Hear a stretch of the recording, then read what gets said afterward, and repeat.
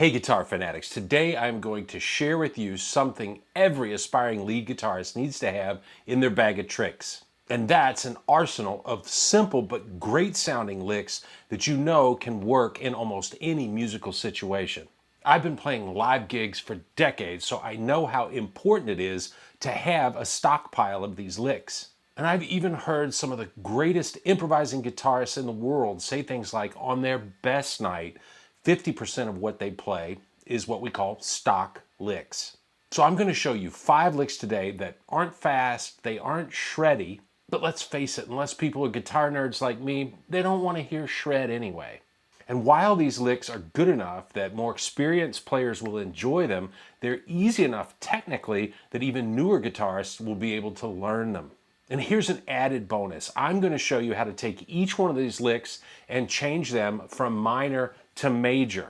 So you're really getting 10 licks for the price of 5, or free in the case of a YouTube video. I'm Charlie Long. Thanks for checking out the channel. Let's play some guitar. So let's dive right into our first lick, and we're going to call this the blue note.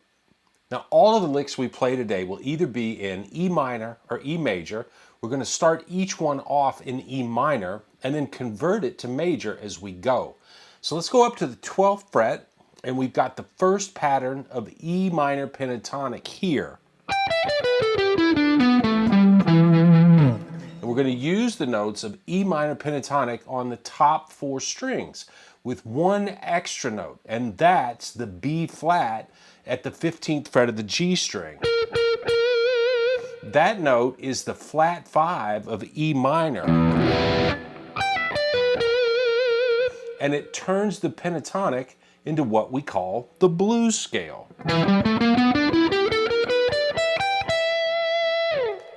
Now this lick is made up of all 16th notes until the last note, which we're going to hold. We're going to play frets 12, 15, and 12 on the high E, and then 15 and 12 on the B string. We're going to go back to fret 12 on the high E, and then 15 and 12 again on the B string. Then frets 15, 14, and 12 on the G string. 14 on the D string, 14 on the G, 14 on the D again, and finish up with the G at fret 12 of the G string. We're going to give that one some nice vibrato. Putting it all together slowly, it sounds like this.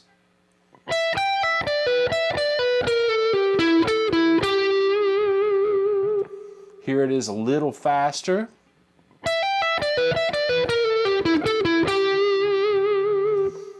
And you notice sometimes I played it picking every note, other times I mixed in some hammer-ons and pull-offs. How you pick it, it's up to you. Let's hear that one over a minor backing track.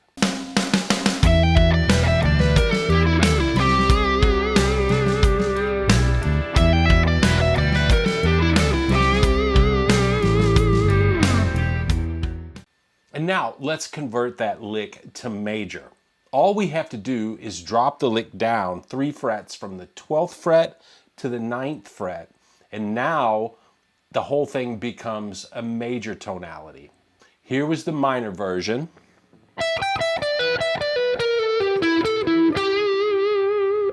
Drop it down 3 frets. Here's our major version.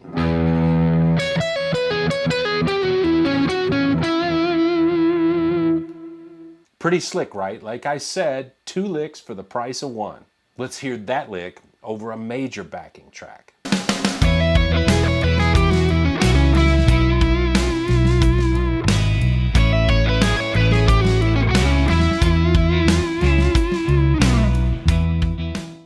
Okay, this next lick is one of 2 triad-based licks that we're going to learn today. We're going to call this lick the Triad pedal point lick, and it is a workhorse lick for great players like Steve Lukather, David Gilmour, and Andy Timmons. Now, an E minor triad has the notes E, G, and B. And at the 12th fret, we're going to use this B on the B string as our pedal point. So we're going to start off with the E at the 12th fret of the E string, and then play B at the 12th fret of the B string. We're going to follow that by playing one note that is not in the triad, and that's the F sharp at fret 14 of the E string, followed by the B note. And then to add a little life into the lick, we're going to bend that F sharp up half a step to G. We can hold that for a couple of beats with no vibrato, then pick that bent note again and release the bend.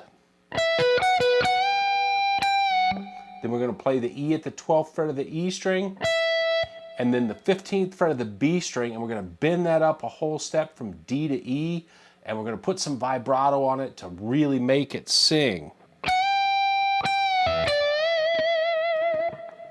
Here's the entire lick.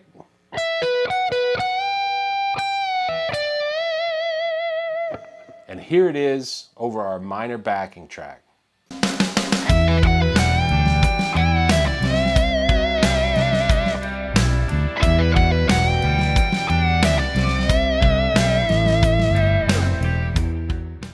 I'm going to turn this lick major. We just have to change one note. The E major triad has the notes E, G sharp, and B. In the minor version, we bent the F sharp at the 14th fret of the E string to G. G is the minor third of E, and to make this lick major, we're just going to need to bend that F sharp up a whole step to G sharp, which is the major third of E. Here's the minor version again. Here's the major version. Let's hear that now over our major backing track.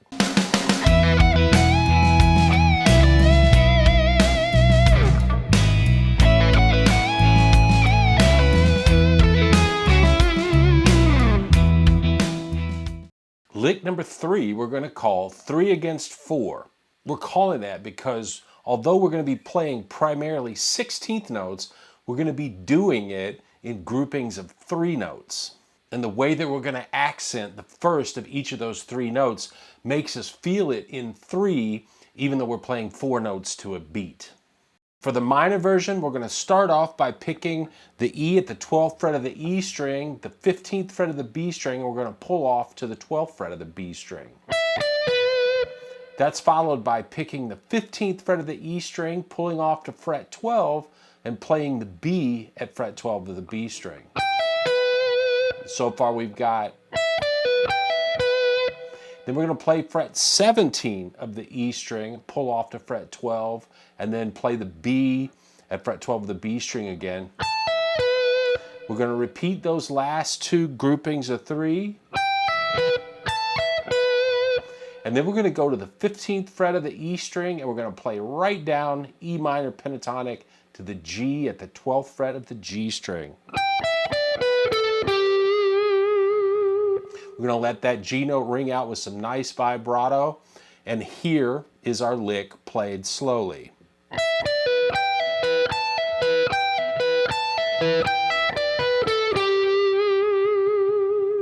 One more time.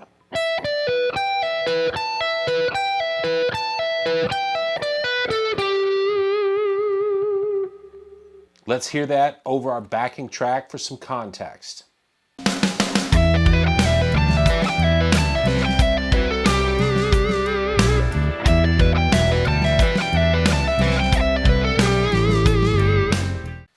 Now, to take that lick and make it major, we're going to do our magic drop down 3 frets again. So we go down to the 9th fret. Everything else is the same.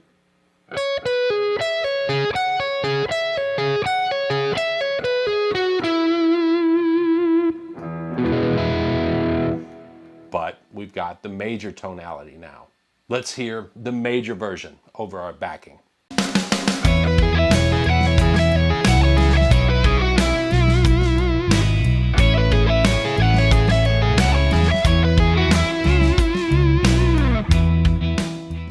Lick number 4, we're going to call the Gilmour because it's something that David Gilmour played at the beginning of one of his most famous solos, and it's another spiced up triad lick. For the minor version, we're going to bend the 17th fret of the E string up a whole step, Release that bend and play the note at the 17th fret, which is an A, twice. And then we're going to go right down the minor triad with G at fret 15 of the E string, E at fret 17 of the B string, and B at fret 16 of the G string.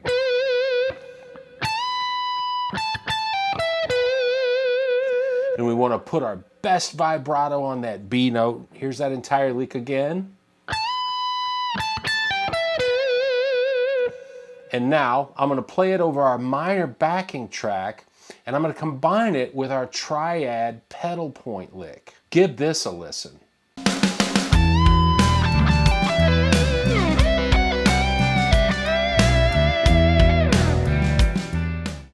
Okay, to my ears, that's a really passionate, soulful sound.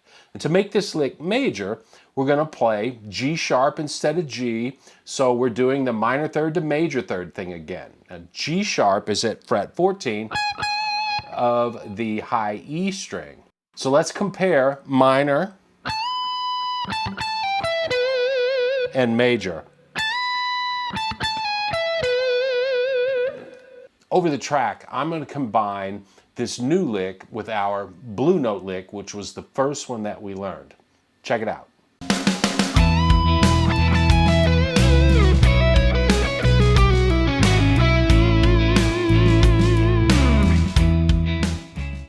Well, I hope you're having as much fun with these as I am. This last lick we're going to call Dickey on the diagonal. We're calling it that because we're going to use a little trick that Dickey Betts of the Allman Brothers, who recently passed away, he used to use this all the time.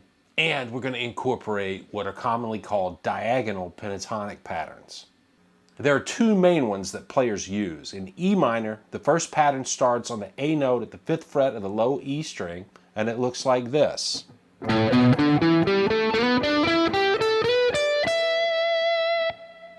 Now the second one starts at the D on the 10th fret of the E string and looks like this.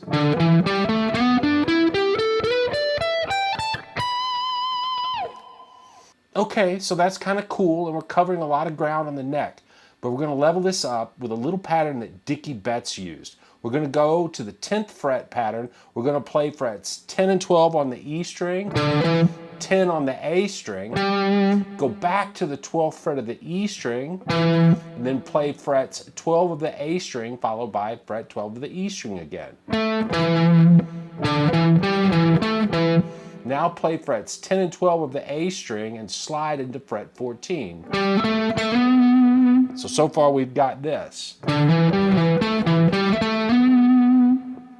Now play frets 12 and 14 of the D string, followed by fret 14 of the A string.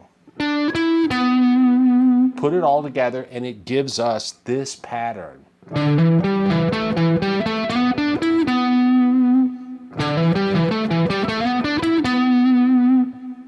Start the whole thing over at the D at fret 12 of the D string.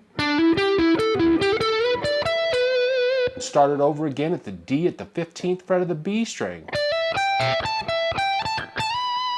And we run out of frets and strings with the B at the 19th fret of the high E string.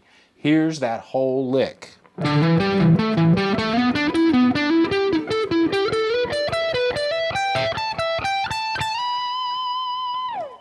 If we start it at the A, at the 5th fret of the E string, we play our little back and forth pattern twice because we don't make our first slide until frets 7 and 9 on the D string.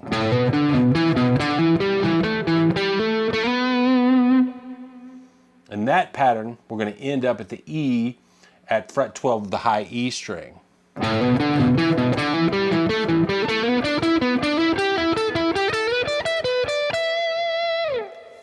And we can finish this lick by playing frets 15 and 12 on the E and B strings. The 12th fret of the high E again, and slide from 15 to 17 on the B string.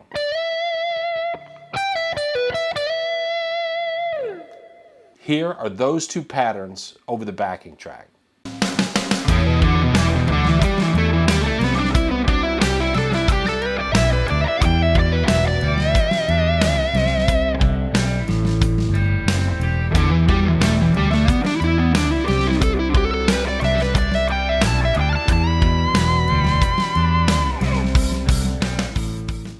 For the major versions of these licks, we're going to do that 3-fret drop down thing again. So our first pattern would be at the 2nd fret of the low E.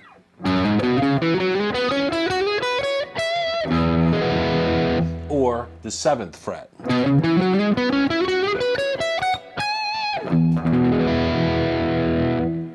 Here are those 2 major patterns over the backing track, and you're going to get some serious Dickey Betts vibes over this major tonality.